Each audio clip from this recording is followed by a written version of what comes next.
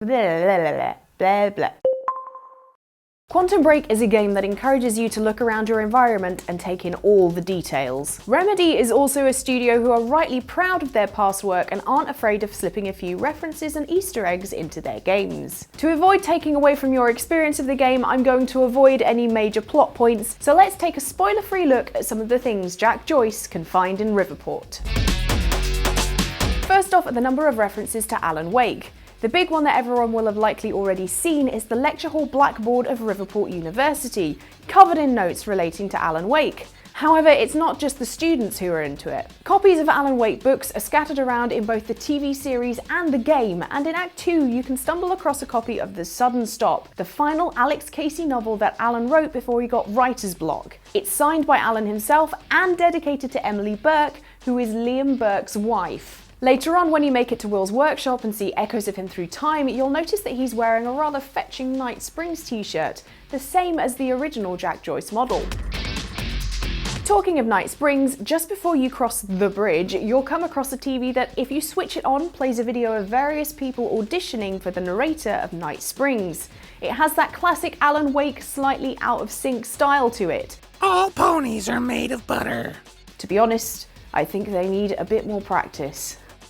Night Fringe. It's Night Springs. Ugh.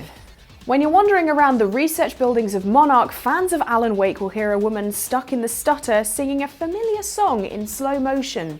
Wait, let's speed that up. Children of the Elder God. Yes, it's Children of the Elder God, and if you turn around to find this lady with fabulous taste, you'll see that she's actually playing Alan Wake. However, two of our favourite Alan Wake references are in the very first act of the game. When you first meet Paul Serene, he's wearing a t-shirt for the band Stonecrow, cover band of Gods of Asgard in Alan Wake, and there are posters for the tour around the campus. If you look closely at the tour dates, the top one on the 11th of March, you'll see that Stonecrow made a stop in Bright Falls, Washington. Let's hope they had lots of batteries and a good lighting crew.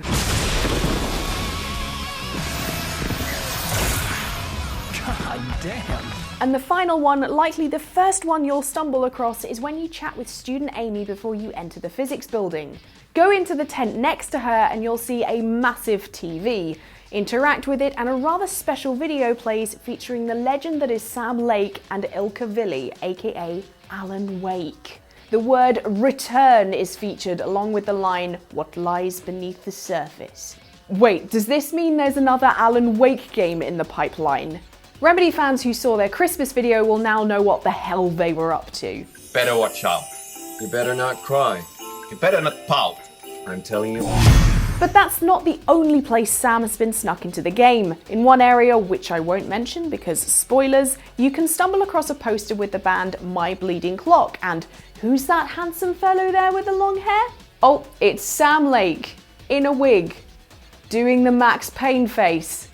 Excellent. For my fellow nerds out there, there's a fun little reference to Sean's role as another rather well-known superhero who prefers to freeze things with water rather than time. Yes, should you choose a particular stance as Paul Serene at the first junction, you'll have taxi driver Nick Masters helping you out through the dry docks. When he first witnesses Jack's time powers, he cries out, "What are you, some kind of goddamn X-Men?" Well, actually Nick, now that you mention it. Friggin' sick, man!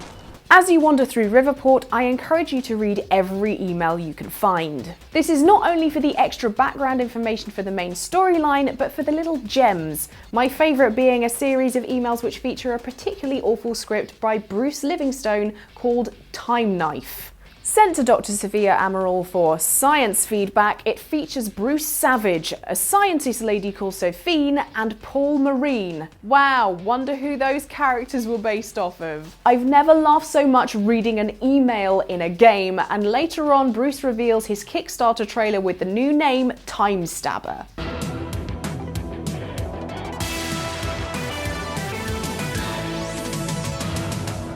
Finally, there are some little touches to the game that I spotted after my tour of Remedy earlier this year.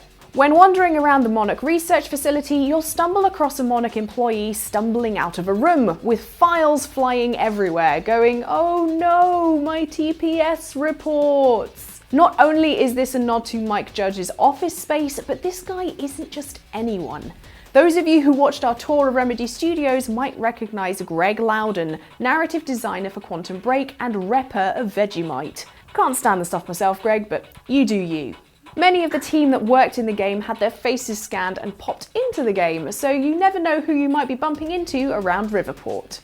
And finally, when you first come across Will's collection of work, you'll find a time machine he used to experiment with his pet mouse. Now this is cute enough in-game, but it's also cute in real life, as it's based on a model that Sam Lake actually built with his daughter to help with the initial design of time machines in Quantum Break. Aww. So there are some Easter eggs we found in Quantum Break, which is pretty decent considering that in the game the time egg is what? Why is there an egg in this? Have you found any on your time-stopping adventures? Let us know in the comments below. Give us a thumbs up if you enjoyed the video and subscribe for way more cool stuff from us in future. Or the past. I'm a bit lost now. Bye!